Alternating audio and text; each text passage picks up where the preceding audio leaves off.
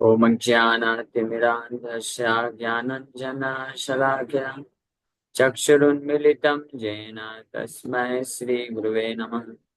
नमो विष्णुपादाय कृष्णपृष्ठाय भूतले श्रीमते भक्तिवेदान्त स्वामिनिति नामिने। नमस्ते सारस्वती देवे गौरवाणी प्रचारिणे निर्विशेष शून्यवादी पाश्चात्यदेशतारिणे। नमो महावदन्याय कृष्णप्रेमवृदायते कृष्णाय कृष्णचैतन्य नामिने गौरतुसे नमः। जय श्री कृष्ण चैतन्य प्रभु नित्यानंद श्री अद्वैत गदाधर शिवाचार्य गौर भक्त वृंद। हरे कृष्णा कृष्णा कृष्णा हरे हरे, हरे राम राम राम हरे हरे।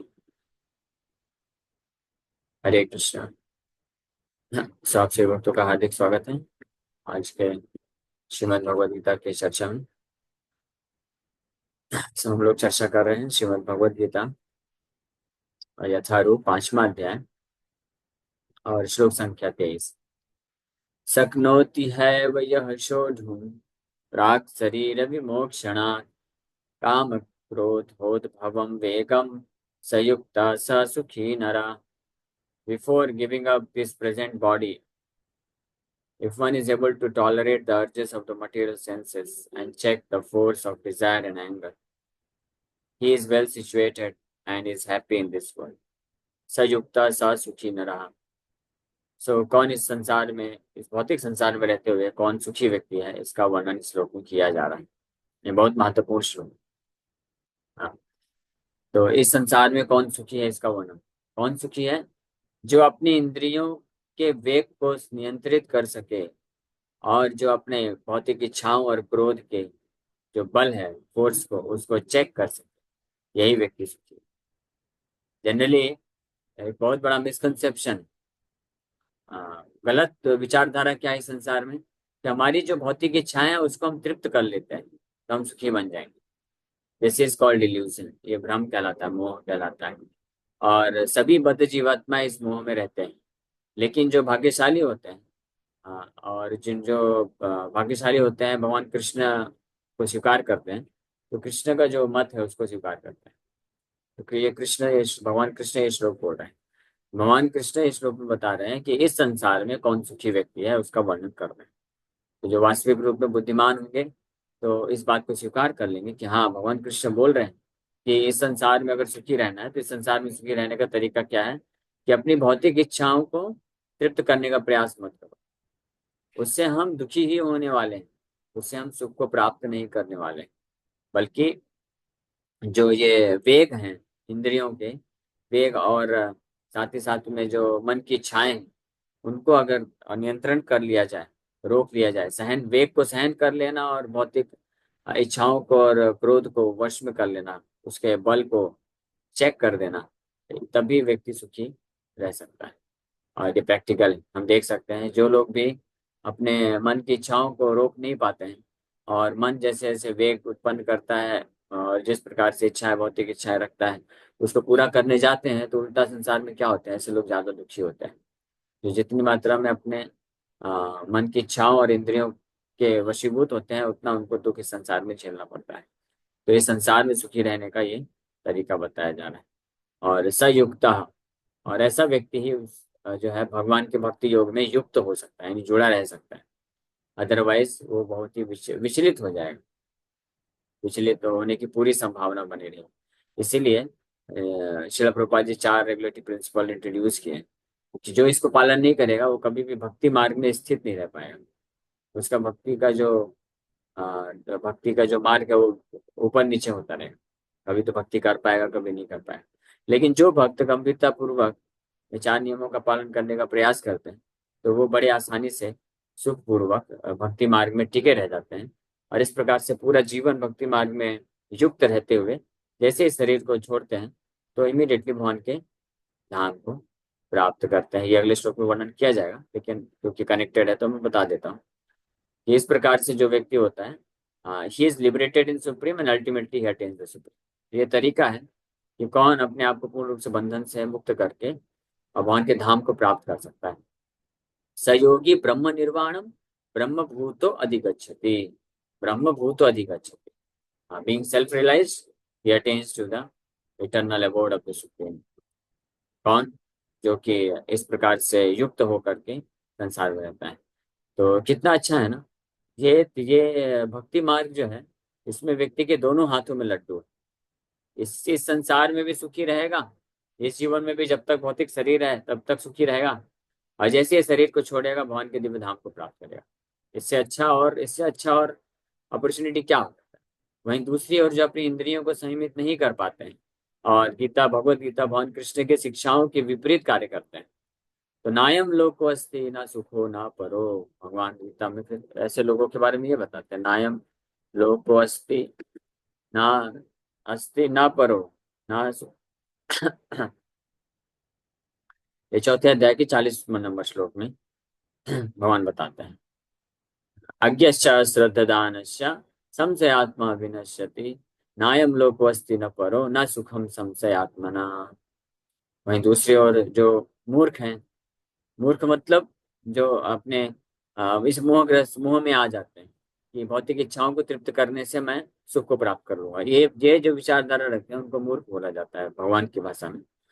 और अश्रद्धा दाना, जिनको भगवान की शिक्षा में श्रद्धा नहीं, भगवान बोल रहे हैं यहाँ पे, उनसे गीता की जो शिक्षाएं हैं उसको उसमें विश्वास नहीं होता है, संशय आत्मा होता है, डाउट होता है, तो इन लोगों का विनाश हो जाता है ना। अयम लोग को मतलब इस जीवन में भी they fall down, for the doubting soul there is happiness neither in this world nor in the next. ना तो इस जीवन में सुख को प्राप्त करते हैं, ना तो अगले जीवन में सुख को प्राप्त करते हैं, ऐसे लोग जो होते हैं। और वहीं उसका विपरीत जो लोग बुद्धिमान होते हैं, बुद्धिमान क्या करते हैं? सुखम बुद्धिमान जो होते हैं न तेषु रमते बुद्ध, तो बुद्धिमान लोग अपनी इंद्रियों को संयमित करते हैं और एक रेगुलेटेड लाइफ जीते हैं बिना इंद्रिय भोग के, और भगवान के भक्ति मार्ग में युक्त होते हैं, लगा देते हैं अपने आप को हमेशा, और इस प्रकार से पूरा जीवन भगवान के सेवा में भक्ति में युक्त रहते हैं, इंगेज रहते हैं। तो इस जीवन में भी वो सुखी रहते हैं क्योंकि मन उनका ज्यादा विचलित नहीं होता संसार में। तो वासनाएं और काम जो है आता रहता है, लेकिन वो ये भौतिक इच्छाओं को पूरा करने का इच्छा नहीं रखता, इस पे एक्ट नहीं करते, इसलिए वो बच जाते हैं और वही वास्तव में सुखी रहते हैं, और फाइनली इस प्रकार से जीवन कंप्लीट करने पे भगवान के धाम को प्राप्त करते हैं। इन्हीं दो श्लोकों का के आधार पर श्रील प्रभुपाद जी ये हमको प्रेरणा दिए हैं। इन दो श्लोक से प्रभुपाद जी का वो स्टेटमेंट प्रमाणित होता है, जब प्रभुपाद जी बोले कि अगर कोई भी जीवन के अंत तक ये 4 नियम का गहराई से स्ट्रिक्टली सख्ती से अगर पालन करेगा और कम से कम 16 माला का जप करेगा, मंगला आरती करेगा, ब्रह्म मुहूर्त में उठेगा और 4 नियम का पालन करेगा, तो जीवन के अंत में वो भगवान के धाम को प्राप्त करेगा। तो यहाँ ये इन दो श्लोकों में इस बात ये प्रमाणित हो रहा है कि कैसे ऐसा भक्त जो है भगवान के धाम को प्राप्त कर सकता है, तो इस जीवन में भी सुखपूर्वक। और ये कोई थ्योरी नहीं है, यहाँ पे भगवान बोल रहे हैं, ये प्रैक्टिकल है।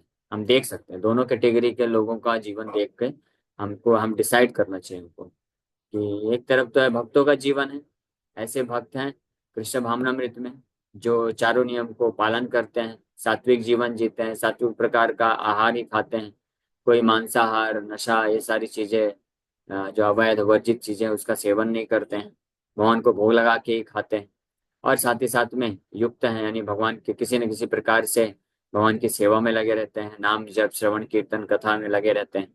इस प्रकार से जो जीवन यापन करते हैं, तो जैसे जैसे उनकी जीवन अवधि बढ़ती जाती है, हाँ 2 साल 5 साल 8 साल 10 साल 15 साल 20 साल, तो वैसे वैसे ही उनके जो है वो और आनंद को महसूस करते हैं और सुखी दिखते हैं, ब्लिसफुल दिखते हैं। हाँ उनके शरीर से चेहरे से तेज प्रकट होता है जिससे पता चलता है कि वो लोग सुखी हैं, आनंद में हैं। कोई फ्रस्ट्रेशन नहीं है, कोई डिस्टरबेंसेस नहीं है, दुख नहीं होता है, स्ट्रेस नहीं होता है। हाँ ऐसा कभी नहीं होता कि हम परेशान हो गए जीवन से और हम सुसाइड कर लेंगे, ये कर लेंगे वो कर लेंगे, ऐसी कोई भावना नहीं आती। भले ही वो कोई भक्त होगा, अपना छोटा सा परिवार होगा, छोटा सा घर होगा और अपना छोटा सा ईमानदारी से कोई जॉब धंधा करेगा, लेकिन उसी में वो संतुष्ट रहता है, खुश रहता है, क्योंकि वो काम क्रोध उद्भवम वेगम को नियंत्रित करके युक्त रहता है भगवान की सेवा में। और इस प्रकार से अंतिम समय तक जब ऐसा जीवन यापन करता है, जैसे 70 80 70 75 80 85 साल का होता है तो भक्तों के संग में रहते हुए भगवान का नाम जब श्रवण कीर्तन करते हुए शरीर छोड़ता है और भगवान के धाम को प्राप्त कर लेता है। ये एक बड़ा ही गोल्डन अपॉर्चुनिटी है, सुनहरा मौका है। और वहीं दूसरे और उन दूसरे लोगों का देखें जो अपनी इंद्रियों को, मन के विचारों को, इच्छाओं को नियंत्रित ना कर पाने के कारण गलत गलत तरीके से बहुत सारा धन कमाते हैं, लालची बनते जाते हैं, अपना पूरा समय जो है भौतिक चीजों के लिए व्यर्थ गवाते हैं। तो उनके जीवन में हमेशा भय बना रहता है, शोक बना रहता है, एंग्जाइटी रहती है, वो फ्रस्ट्रेटेड रहते हैं। और नियम पालन न कर पाने के कारण वो जो लोग मांसाहार, शराब ये सब जो करते हैं तो उसके कारण हमेशा चिड़चिड़ापन रहता है और जीवन का जो मूल सिद्धांत है वो नहीं समझ पाते हैं। और इस प्रकार से इस जीवन में रहते हुए भी हमेशा दुख में रहते हैं, भय भय रहता है उनके हृदय में, शोक रहता है और फ्रस्ट्रेशन रहता है। और जैसे जैसे उनका उम्र होता जाता है वैसे वैसे और जो है वो डरते जाते हैं, डर बनता जाता है और अपनी इच्छाओं को तृप्त न कर पाने के कारण दुख को महसूस करते हैं। और जैसे शरीर छोड़ते हैं तो बड़े ही शरीर भी बड़े ही बेकार तरीके से छोड़ते हैं और सीधे नरक का टिकट उनका कंफर्म हो जाता है। ये दोनों प्रकार के एग्जाम्पल समाज में हमको देखने को मिलते हैं। तो जब इसीलिए कोई बुद्धिमान व्यक्ति होगा तो बुद्धिमान व्यक्ति के ये दो कैटेगरी में, अगर कोई बुद्धिमान, चार प्रकार के लोग होते हैं संसार में। एक जो फर्स्ट क्लास इंटेलिजेंस जिसका होता है तो वो केवल सुन करके समझ जाते हैं।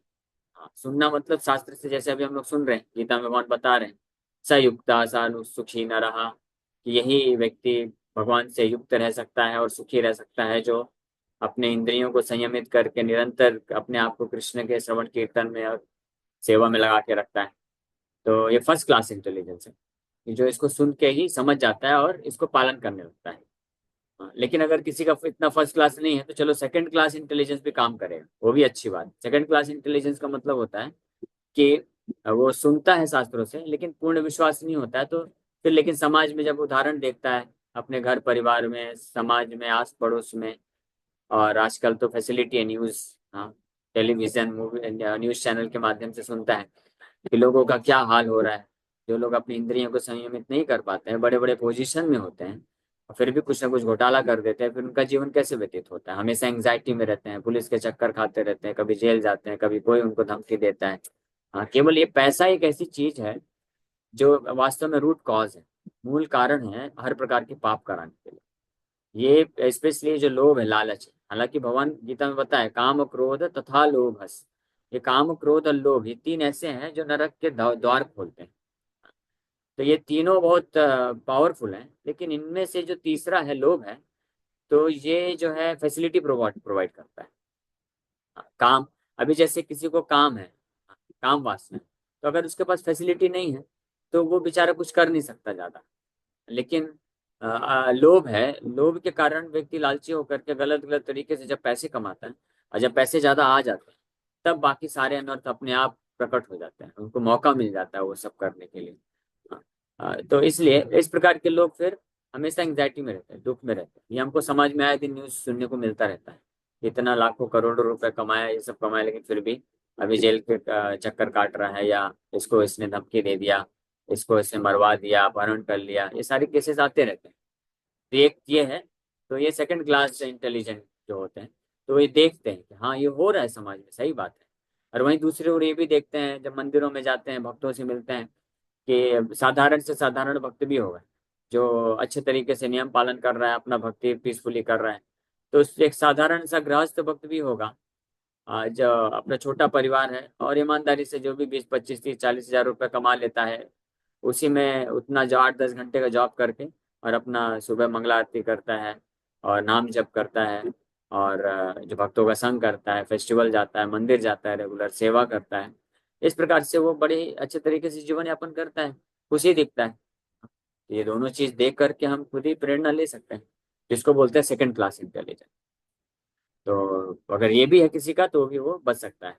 लेकिन अगर थर्ड क्लास है और fourth class, third class intelligence मतलब कि देख के नहीं समझ में आता है तो फिर एक्सपीरियंस करता है।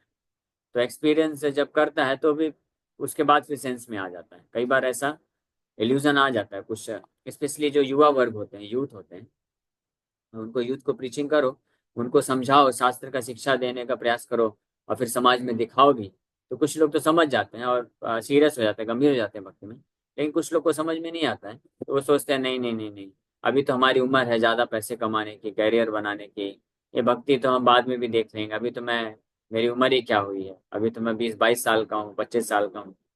तो वो लोग फिर नियम पालन नहीं करते हैं, और फिर इधर उधर भटकते हैं, ज़्यादा पैसे कमाने के चक्कर में 16 माला जप नहीं करते हैं, रात रात भर जागते हैं।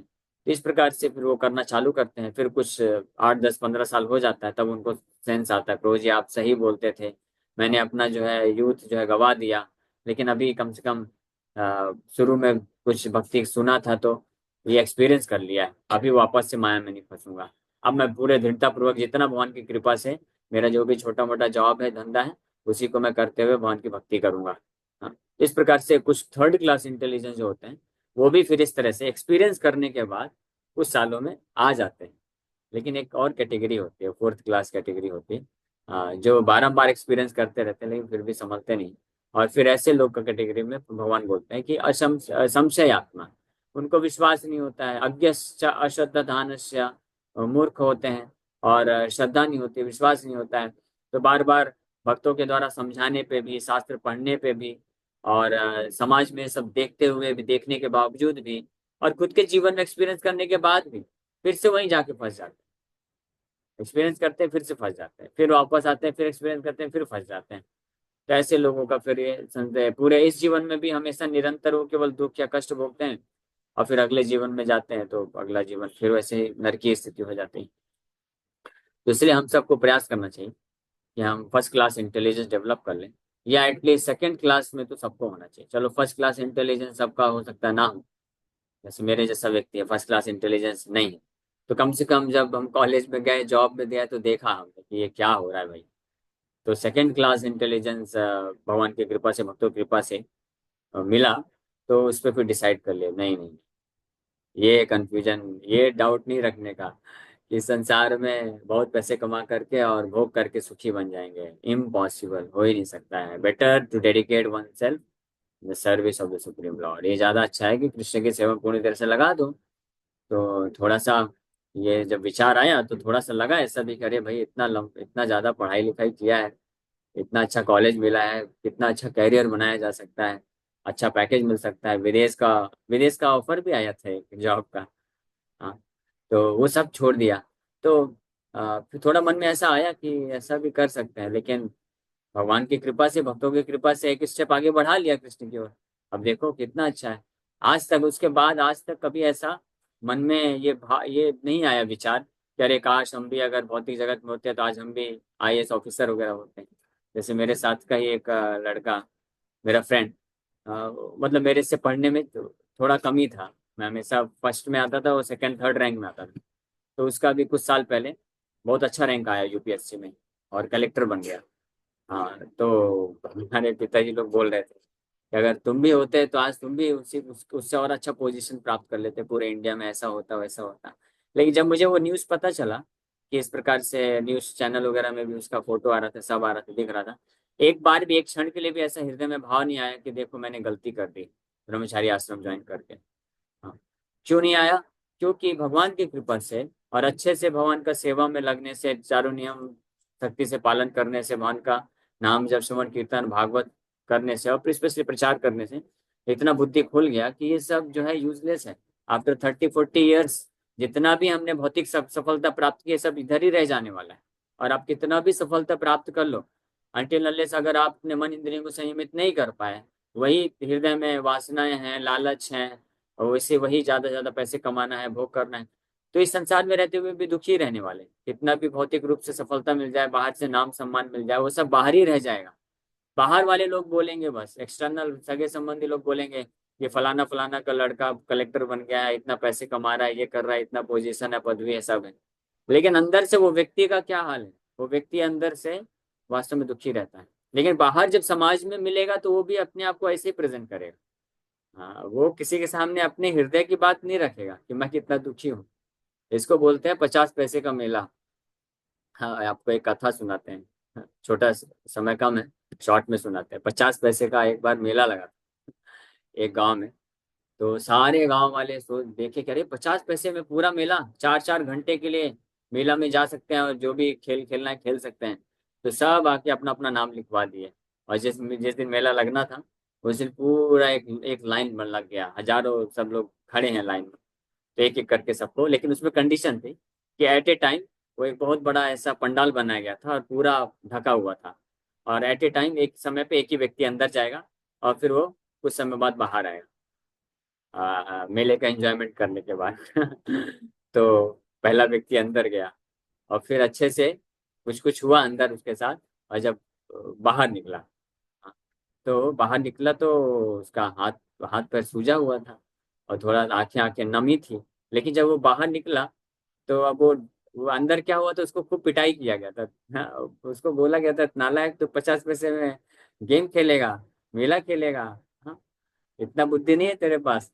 तो लेकिन वो सोचा कि अगर मैं बाहर जाऊंगा सच बता दूंगा तो फिर लोग मेरे ऊपर हंसेंगे, देखो 50 पैसे का मेला खेलने गया था, देखो क्या हाल हो गया। इसलिए वो चुप, अब बताना नहीं चाहता था।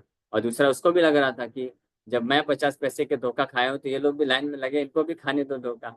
तो जब बाहर निकला तो बहुत हंसते हुए निकला और आंख से आंसू निकल रहे थे। तो लोगों को लगा कि इतना इतना इसको आनंद आया, इतना आनंद आया कि देखो आनंद के मारे ये रो रहा। इस तरह से वो बाहर निकला। फिर दूसरा गया, दूसरे को भी पिटाई हुई। तो दूसरा वाला जो है सोचा कि अरे, लगता है जो पहला वाला गया था वो तो निकला था तो बड़े खुश होकर निकला था, तो लगता है उसको सच में मेला बहुत कुछ आनंद मिला है, केवल मुझे ही पिटाई किया गया है। तो अगर मुझे पिटाई किया गया है, अब मैं बाहर जाके लोगों को बताऊंगा कि मेरा पिटाई हुआ, तो मेरा कितना बदनामी हो जाएगा। कि लोग बोलेंगे कि देखो यही मिला था पिटाई खाने के लिए, बाकी सबको तो मेला में अच्छे अच्छे मेवा मिल रहे हैं। तो वो भी जब निकला तो खूब हंसते हुए निकला और इस प्रकार से बाहर गया। तो तीसरा गया तो तीसरे के साथ भी वही हुआ। तीसरे को भी यही लगा कि बाकी दो लोग को बड़ा बहुत अच्छा सुख मिला है, केवल मुझे दुख मिला है। तो मैं अगर बाहर निकलूंगा और ऐसे रोते हुए जाऊंगा, बताऊंगा कि मेरा पिटाई हुआ है, तो मेरा कितना बदनामी होगा। तो वो भी इस प्रकार से, तो पूरा का पूरा गांव एक एक करके सब के सब पिटाई खाए। लेकिन सबको यही लगा कि मेरे को ही पिटाई मिल रहा है, बाकी सब लोग सुखी हैं, तो बाकी सबके सामने मुझे सुखी रहना चाहिए, नहीं तो मेरा बदनामी हो जाएगा। तो this is harsh reality of this material world. भौतिक जगत का ये एक कड़वा सच है। हर से इस संसार में हर कोई दुखी है, हर कोई प्रताड़ित है, हर किसी के हृदय में जो भौतिक इच्छाएं हैं, हाँ, वो उसको परेशान करती हैं।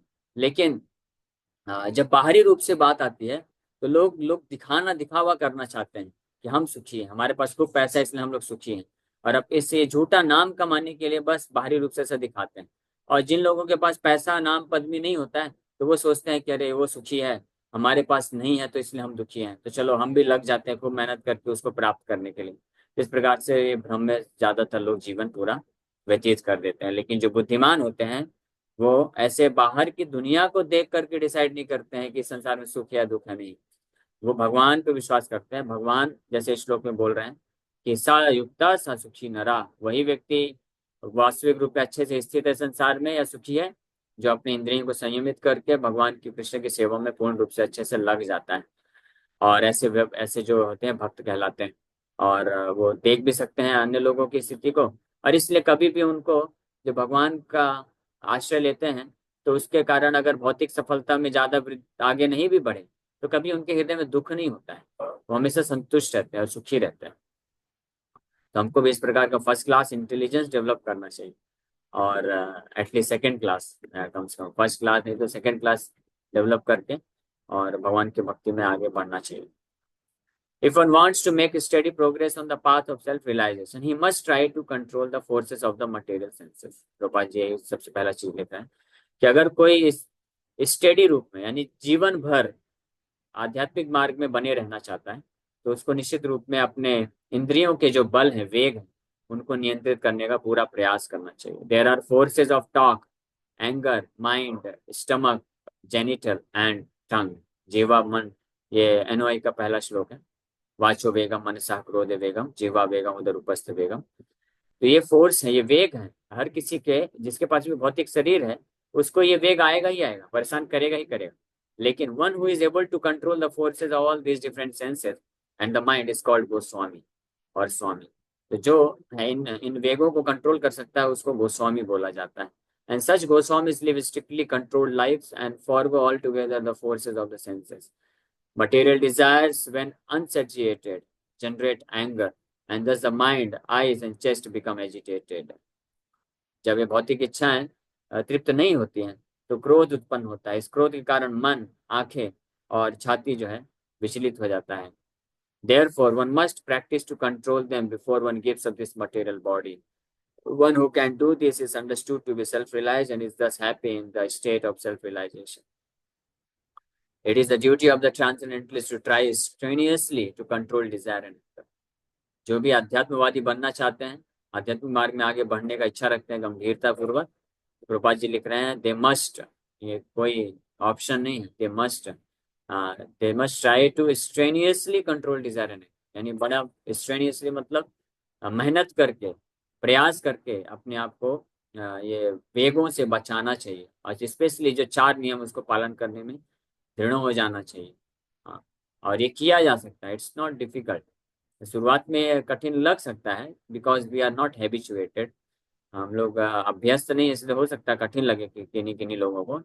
लेकिन जो भगवान का भक्तों का आश्रय लेंगे और निरंतर कथा सुनते रहेंगे, नाम जप करते रहेंगे, तो निश्चित रूप में वो भक्त लोग बड़े आसानी से सरलता पूर्वक ये पालन कर सकते हैं। इस सारे नियम में कोई कठिन नहीं, कोई सुबह उठना भी कोई कठिन कार्य नहीं।